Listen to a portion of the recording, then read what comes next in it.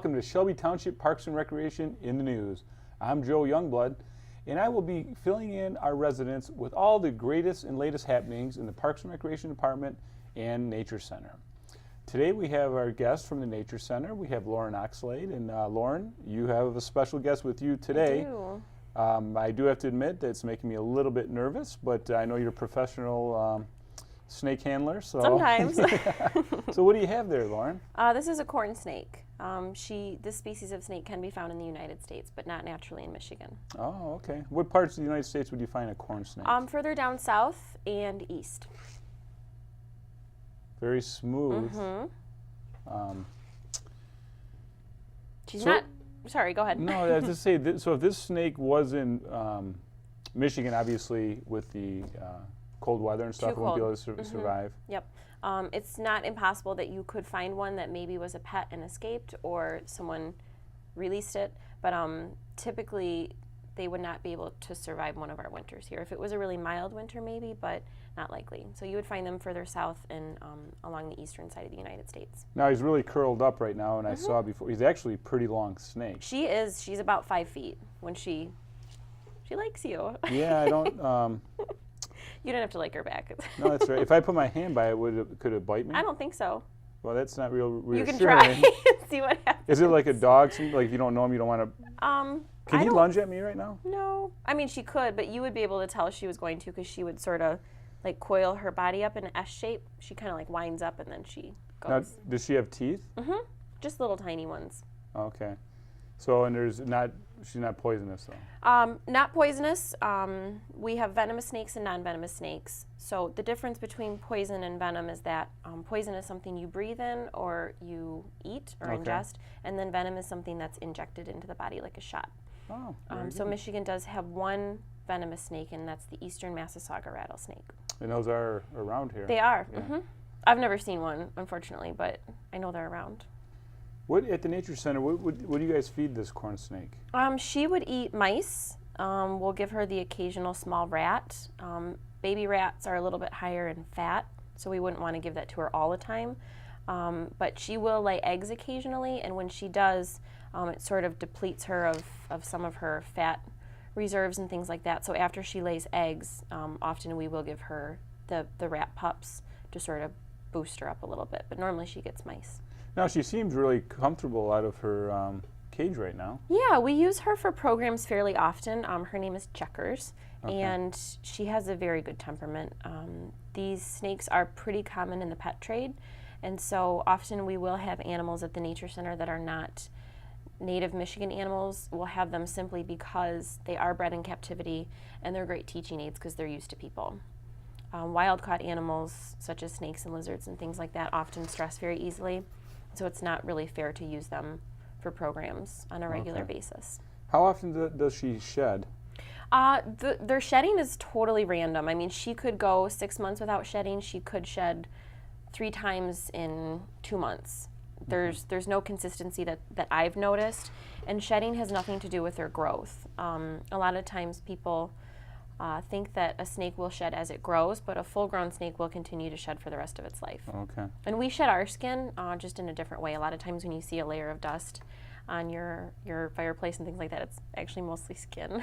All right. But she'll shed her whole body all at once. She actually sheds her eye caps too. So I don't know if you can see from over there right now, but her eyes are a little bit of a bluish color. Yeah, they are bluish, and they're kind of like almost foggy. Yep, and that's, we call that in the blue, which means she's getting close to shedding, so she'll get gradually bluer and bluer, and then she'll get clear, and then she'll shed.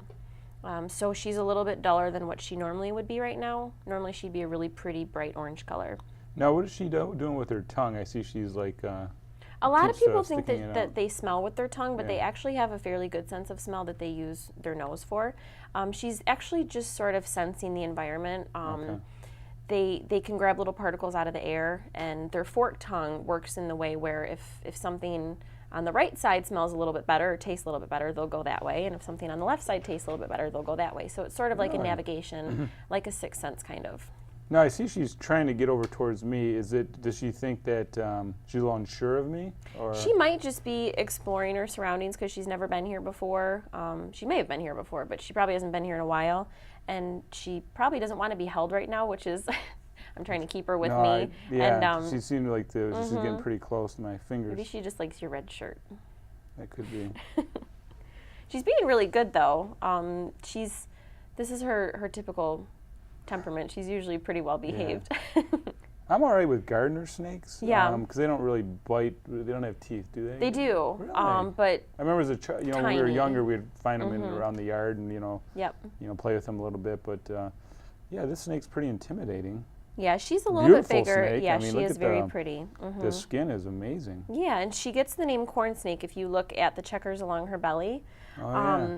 People think that the different colored checkers, and when she's not about to shed her belly is almost totally black and white Gosh, checkers. that's People think that beautiful. resembles Indian corn, which has the different colored kernels. Yeah.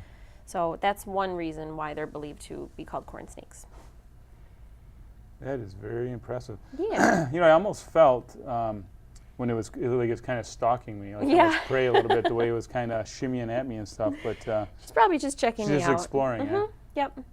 I don't think she would really look at something your size and think of it as a prey, possible meal for her. But if you were to hold something, for example, that would smell to her like food, like a Oh. rat or a mouse, and then not wash your hands, she could certainly smell that on 'Cause you of the and sense mistaken and you for I food. think my finger could be a little mouse. Yep. And, So I always just wanna don't wash hold your any hands. rats before Yeah, you hold her. I'll make a point next time I'm holding a rat and make Yes, sure I wash and my then hands. you're about to hold a snake, so I'm sure that happens pretty Yeah, often. because I hold rats quite often, Right. so I'll make sure I wash my hands.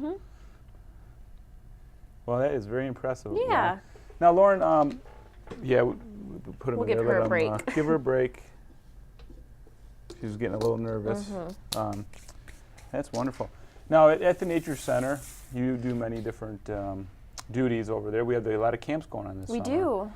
Yeah, and we do have one more camp coming up. What's the last camp we have? The last camp we have is Critter and Bug Camp. Oh, okay. And you can call the Nature Center to get some more information about that. I know we do still have some spots. As far as how many we have left, I'm not sure. I want to say about 8 spots left. Okay. So if people are interested, they can check out the Parks and Rec website. They can call the Nature Center. They can call Parks and Recreation. There's a lot of different avenues to get more information about camps. And But this we is do a have one left. Week-long camp, It's 4 days, Tuesday through Friday. Tuesday through Friday. And I think it's about 5 hours. Okay, and I know we've been having camps all summer long. What's been a couple of your favorite camps and you think the kids really enjoy? Because I did see, I know Joe Burgess was doing Yeah. the archery camp. Boy, the kids She are having a always great does time. archery camp, and she does a very nice job. And what else? She knows her archery. Yeah, she does. And what are some of the other top camps that we have? Well, I teach both craft camps, so obviously I enjoy those camps Sure. very much. We do have Craft Camp 2 that's going on right now, and my hands are all covered in tie-dye. We did tie-dye shirts this morning. And we had Craft Camp 1 last week. That's for the slightly younger kids. So the crafts are designed to be appropriate based on the level that the kids are at. And they're Nature And- Center themed? Yeah, most of them. Not all of them. Like the tie-dye shirts, for example. That's something that we do Sure. every year because the kids just enjoy it. But we made little owls this afternoon out of pine cone pieces and Oh. little pieces of wood and things like that. So we try to do nature-related crafts, but not all of them. Yeah. We try to get the kids outside. We let them take breaks and play games and things like that. They have to burn off some steam. So Well, I really think these camps are going to become more and more popular. Yeah, when they're we were good kids, camps. well, I'm a little bit older than you, but I'm sure when you were younger too, you guys played outside. We played Yeah. outside. We played basseball, baseball, football, harder kicked the and harder can. to did- do. Yeah. And I think nowadays a lot of these parents are looking to these camps Yeah. because the kids are at home on their iPads or video games. yeah, it's and hard they to actually get have kids to outside. right. You have to sign them up Yeah. to let them play. It's a Yep. shame, but it's nice that we were able to offer Yeah. these camps for the kids. So And we you gotta run keep 'em camps from active. the second week in June through the end of August. We have outdoor skills camps. We have a littles camp that's just for preschoolers ages 3 to 5. We have an advanced bug camp. We have a more simplified bug camp for some of the younger kids. So there's pretty much something for everyone ages 3 through like 8th grade. And another thing that's nice about the camps too is some parents who are working or grandma and grandpa watching the kids in the summer, give them a little Gives break. them a break, yeah. So and then also the kids really No enjoy harm it. in that. Yeah, not at all. Now, Lauren, also we do have some other events, of course, year round at the We Burgess do, Shed yep. Burgess Nature Center. We have something new coming up. Want to tell us about it? Yeah, we're going to be offering a Sportsman's Skills Day, which is something we've never done before. Normally in the fall we offer Fall Festival. I think we're going to offer a Sportsman's Skills Day this year instead. That sounds exciting. Yeah, we've never done it before. We do offer 2 Sportsman's Skills type camps, but it's for a pretty specific age range, and it's not available to everyone because of the age restrictions and things like that. And you can't take the second camp without taking the first camp, so that adds a restriction as well. So this is sort of an opportunity for scout groups, if you have church youth groups or things like that where they want to all come together. Yeah. This is a free event. It doesn't cost anything. It is on September 13th. It's from 10 to 4. Again, it's free. There's going to be archery. There's going to be lessons about deer hunting, crossbows, Really? GPS. That sounds exciting. Yeah, so there's going to be a lot of things going on. Wonderful. And they can just show up anytime. They don't have to come at 10 and stay for the whole event. They can come anytime. Oh, so you won't miss something if you showed up at No, 11. you can come anytime and stay for whatever You have length like of time different you want. stations set up and kind of. Yep. Wonderful. Yeah. Anything special they have to bring? Not that I can see. Just we only ask that if you are bringing a group, like a scout group or something along those lines, that you call and let us know in advance so that we can prepare for that size group. We're not sure how attendance will be, obviously, because we've never done this event before. We're hoping that it's a good turnout, but if someone is planning on bringing a large group, we would just ask that they call in advance and let us know so we can prepare. Very good. And Lauren, before you go, can you bring out the corn snake one more time? Yeah. I'm going to see if I can hold it. It's on my bucket list. Really? Holding a corn snake. Awesome. So I just want to. Now, If can you you get hold him bit, so his head's it's not my fault. Okay, I don't want him to bite me. I don't think she will. Oh boy. Good job. Okay. That's awesome. Okay. Oh, all right. It's all right. You're buddy. doing great. I hate to admit I'm a little nervous right now. It's okay. You're doing really well. Oh my gosh. Now you can check that off your bucket Yeah. list. This is pretty weird because when he Does it turns feel his how head, you I think thought it he's would gonna, feel? Well, yeah, kind of. Yeah. Not, I just don't like when he faces me. I think he's gonna bite my finger. No, she's just tasting you in a non-threatening way. I'm sure. Yeah. So she's not sure. Of No, me. she's probably just seeing what you Okay. smell like and taste like, and All right. Okay, Lauren, you want to you're take one? yeah. Thank you. He was starting Good to, job. Yeah, that was pretty cool. awesome. That you was can good. check that off your list now. I'm sure that was something you were just dying to do. I was. Thank you very much. You're welcome. Whew, got through that. Barely. All right, Lauren, well, thank you very much Thank for being you. on the show today. Sure. And we'll be right back with Shelby Parks and Rec in the news after these messages. The picnic shelters at Riverbends Park are available for rent starting January 9th, 2012. Reservations for the Bittersweet, Hickory Grove, and Maple View shelter will be accepted for groups for the months of May through September. For available dates, please contact Shelby Township Parks and Recreation Department at 586-731-0300. Amenities include a number of picnic tables, 8 grills scattered throughout the main park area, playscape and disc golf course, horseshoe pits and volleyball nets. For more information and residential and non-residential fees, please call the Shelby Township Parks and Recreation Department at 586-731-0300. Hello and welcome back to Shelby Township Parks and Recreation in the news. With me now is Mike Adams from the Shelby Township Parks and Recreation Department. And Mike, I don't know if you saw our little clip with Lauren. She had a corn snake out. I saw that. It's something that if you ever get a chance, head over to the Burgess Shadbush Nature Center and get a chance to hold the corn snake. I have. I've held many snakes there. What are the things called that they used to have there that I love so much? Oh, those cockroaches? Cockroaches. Yeah. I love holding all those Those animals. things are huge. They were. Yeah. They have great animals over there, and it's nice that you can interact with them. It is. Great place to take the family. Yeah, I do. We usually go about once every other month. Yeah, very good. Well, Mike, we had the art fair recently on the Shelby Township Municipal Grounds. It was the 31st annual art fair. One of the best crowds that we ever had, and we had a lot of nice comments with the entertainment that we had. The weather was great. Weather was beautiful. Usually 92 or 93. Yeah, and sweltering. No, it was just a Sweltering. beautiful, beautiful day. I'd like to thank Pam Reinhardt from our office for all she did with organizing this event, along with the art fair committee. and Mike Marcath and Kerry Crozier for getting all the maintenance set up in the Parks and Recreation Department. So we had a lot of great feedback. We had, this is the third year we had the Michigan Made section. And Mike, I know you've attended the art fair in the past, and now we have it sprawling across the township grounds, and it's just a chance to show off the beautiful Hope Chapel, Andrews Schoolhouse, and just all the grounds together. So, great family event. It is, and that Michigan Made section is really nice. Different products. If people that just don't want the jewelry or the pictures, different products that are made right here, obviously in Michigan, and it's nice to, like you said, whole other side of the grounds where we have all the train, the schoolhouse, and the chapels. People may be unaware that we run that in our department, so it kind of shows off that. I know we have the chapel open. People can check that out, so it was really nice. Definitely. And if anyone's interested, if you're an artist yourself, you can contact the Parks and Recreation Department at 731-0300 because you want to get your entries in soon, because it is a juried fair for the art fair section. Michigan Made, same thing. Give us a call at Parks and Rec, and Pam from our office will send you the information so we can get you on the mailing list and all the information you need for the 2015 art fair. So I'd like to thank everyone for coming out for the beautiful weekend. And Mike, we had a lot of good feedback with the bands that we had. You know, the entertainment is something that's very important, because one thing we found is a lot of these bands have a big following. Oh, for sure. So they'll get them out to the art fair. Now the band ends, they'll go walk around and possibly purchase some different art that they like. And I think it keeps the shoppers there a little bit longer too. So in case they don't get a chance to go everything, they take a break, listen to some music, and get a chance to get to the other booths. Yeah, and also this year we had Steiny's Tavern, and the amount of positive feedback we had from them. They're located at 25 in Shelby, northwest corner.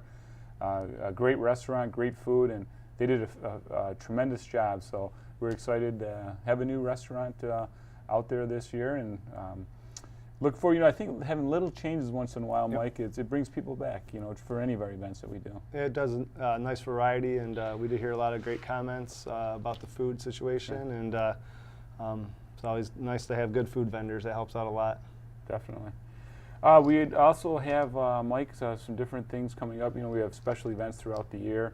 But one thing that's very important is we get a lot of calls on is the basketball season. Now, it's summer, it's beautiful out, but basketball is pretty much through the winter time, but we have to get the kids registered early. So do you have any information on that? Yeah, we just started registration for Shelby and Utica residents.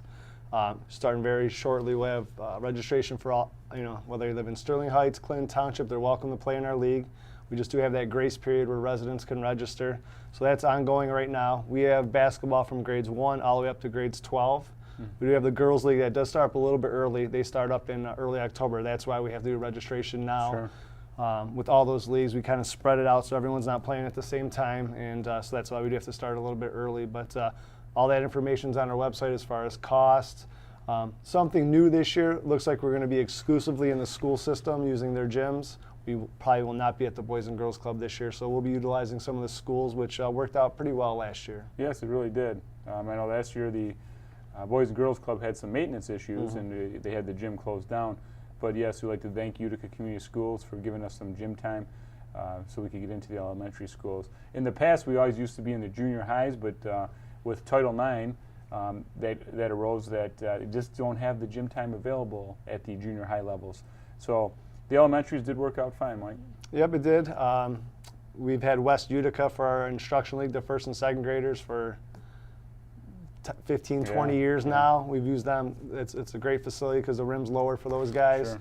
So they'll still be there, hopefully, and then hopefully we have some of the gyms we had last year, like Beacon Tree Elementary, a very nice gym for some of the older kids, like the 5th and 6th graders. So hoping we get those gyms back and get everything up and running. Very good. So that's anyone interested in basketball, give us a call, or you can register online, shelbytwp.org.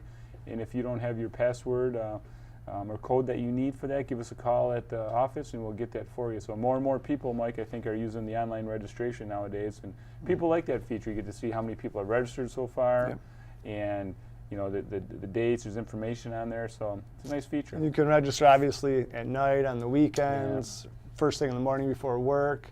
And once you, like you said, once you get your login information, it does only take a couple minutes after that point to log in and do it. And very good, very nice at your convenience to be able to do that. Definitely. Yep. Also, Mike, we have the summer baseball. This is our 4th year, and boy, this league really has taken off. We're getting a lot of great feedback from parents, coaches, and we know the kids love it. Because you really think about baseball in Michigan, I mean, it's cold in April. You know, you're This out there April, we had with jackets on. Snow and ice this year. Yeah, snow and ice. So now it's in the 70s or 80s. Hey, kids want to play ball right now, you know. So it's and plus it's during the summer. They have school off right now. Parents want the kids to stay active Definitely throughout the summer. Yeah, just like we talked about earlier, you know, with the camps with Lauren.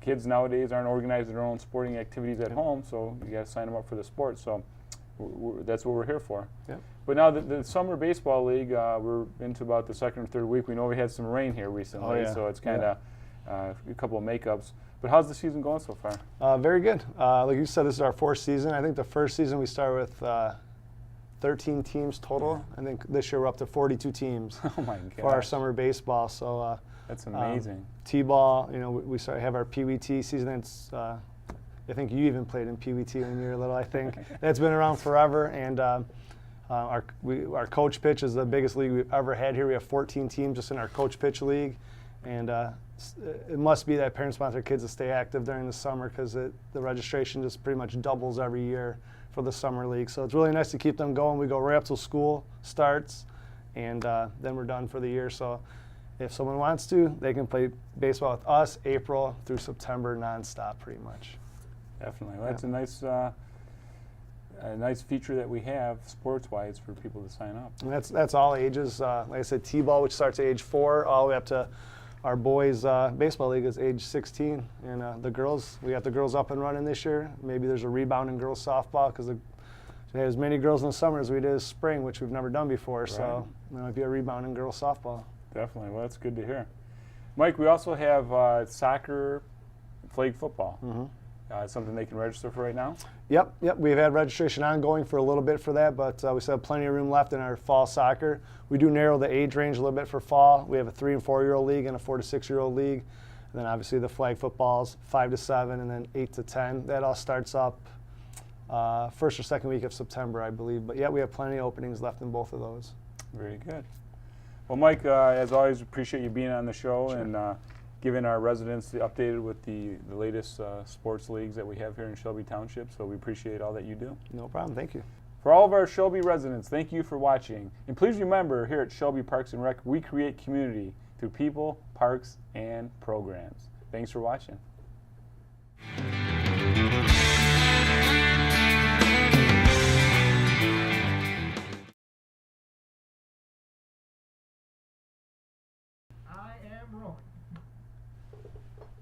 Hello and welcome back to Shelby Township Parks and Recreation in the News. We got the snake still. You scared the crap out of me. My God. Oh my God. Oh. And in the corner of my eye, I saw this big cord. I had that Oh, planned since I knew a snake was in here. Whew! You got me good. You got me good. All right. I'm still nervous from holding that snake. And he did. I had to do it. That's good. I had to do it. I wait. Like, as soon as he gets started, I'm going to do it. Oh, you're so serious too. I'm like, oh my God. I was trying to Yeah. I'm like, make sure you caught me on the corner of your eye looking over there. all right. All right. Put that in slow-mo. Yeah, All right, that's good. that's a good one.